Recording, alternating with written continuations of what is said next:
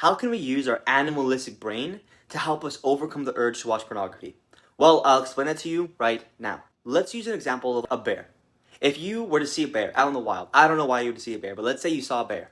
Your instinct, well, first of all, it'd probably be to run away or to freeze. But what does everyone tell you to do? You're supposed to raise your hands in the air. You're supposed to make yourself look big, make yourself look like a threat, make yourself look dangerous, scream, yell. And why do we do that?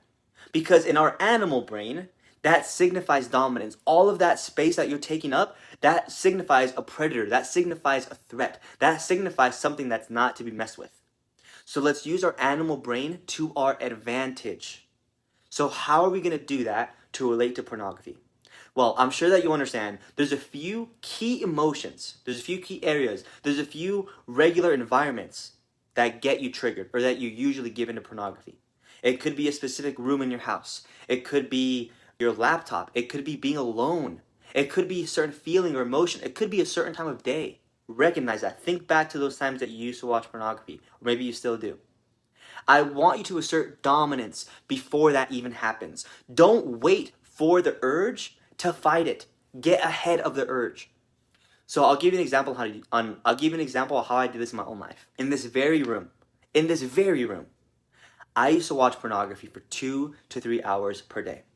And when I was on the road to recovery, when I first started this journey, I came into this room through that door. I put my arms in the air, nice and wide, and I said, hey, just because I'm in this environment does not mean I have to go back to old patterns.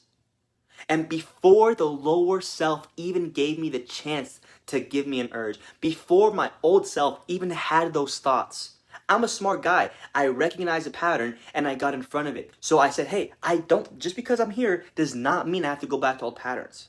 And I got, obviously tension came up and I accepted it. I said, you know what? I get it. I get what I used to do here.